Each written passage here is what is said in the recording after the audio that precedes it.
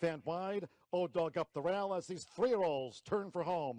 Half mile in 46.05 seconds. With Mitchell Morrow, it's Tate to reel in. But now they're deep in the final furlong and a half. Tate up by 3.5. Whiskey Double. Oh, Besos bearing down now on Tate as they come past the 16th. And there's the Orb Colt with Brian Hernandez Jr. Oh, Besos. Oh, Besos bounce home by 3. Welcome back to another Kentucky Derby profile here on the Racing Rundown. I'm Eric DeCoster. In this edition, we will be looking at O Besos, who certainly is seemingly the biggest wise guy horse in this year's Kentucky Derby. I have seen so many people tweet and talk to me and text me and call me and articles posted that O Besos is that sneaky horse you got to watch in the Kentucky Derby. And I think they have a point, and I'll talk about it why here in a second. Just think it's really funny how many people think that O Besos is primed to fill out their supers for this year's Kentucky Derby. O Besos, 2 wins, 5 starts, a third coming in the Louisiana Derby last time out. Certainly his best career race to date. I was really impressed by it, like everybody else was, because the pace wasn't really there for him. Very average as can be. 47 flat for a nearly mile and a quarter race is literally the definition of average for that distance, and he's still able to close. He closed from 7 lengths out of it from last in that Louisiana Derby and really rallied well. Beaten only 2 lengths by Hot Rod Charlie and Midnight Bourbon, 2 talented horses, both graded stakes winners. And he was rolling late and he galloped out huge, going a mile and 3/16, which not a lot of horses, or only a couple horses in this year's Derby exiting the Louisiana Derby have that distance experience. And he seemed to flourish under it, which is kind of weird because O Besos' 2 career wins have been going 5.5 and 6 furlongs. He really, definitely to me, heading into the Louisiana Derby was a sprinter. I did not think he could relish that distance to any effect, and he sure did. He closed up huge. He put up a career high speed figure by every metric. Just did everything right, really. Let's go with 2 starts back. Now that Risen Star Stakes, he was 4th, beaten 7.5 by Mandaloon and Proxy and Midnight Bourbon. Those 3 really distanced themselves, and he was finishing up late. It wasn't that impressive of a race. He was sure he was closing, but he kind of was, kind of idle the entire race, sat in the same position, just finished up, picked up the late pieces he could to get that 4th and get those 5 Derby points. So the Louisiana Derby is really the only race that puts him squarely in the conversation in people's eyes to run that big race underneath in the Derby. In terms of price wise, somewhere between 20 and 30 to 1.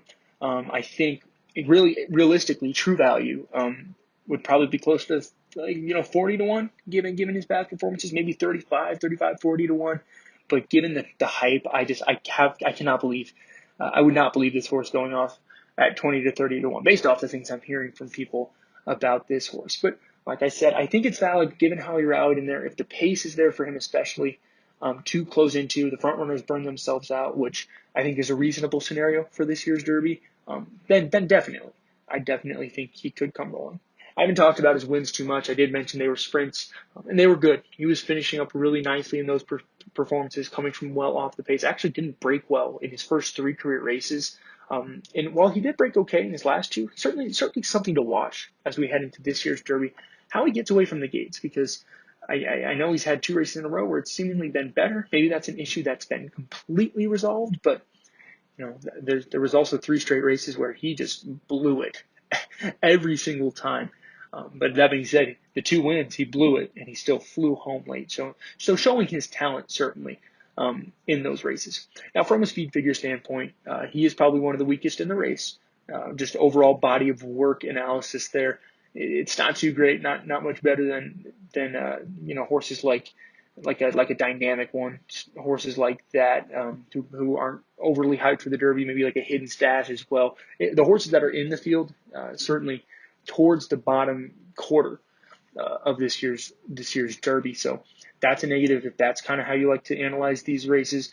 I think he gets the distance, but the pedigree, I don't know. It's not all there, honestly. Closer to like a miler, in my opinion, in terms of feasibility. But I don't know how much that really matters, given how well he finished up going that mile and 3/16 into a rather average pace last time out. So for O Besos, I think it's going to be squarely race setup, because If the speed really does kind of do each other in, or there's a lot of traffic trouble up in that top 10 horses, then you'll certainly see him being able to rally well. But the Louisiana Derby, for people that want to play O Besos in any sense, that's the race you have to bank on, because the 4 before that, absolutely nothing indicates a strong Derby performance, and that's a huge negative in my opinion. That if you only have one race that can really set you apart in the Derby to run a good race in the first Saturday in May, then it's really hard for me to be confident in you. But if that's what it is, that's what it is. He certainly seems like he has some sense of talent. It's just how much does he really have to factor in this year's Derby? I do know for a matter of fact, there's quite a few people out there that think it absolutely will be a huge performance from this horse. So we'll see. I don't have the answers. It's something that's going to have to play out on the first Saturday in May. That's all I have for this preview, guys, and we'll see you next time here on the Racing Rundown.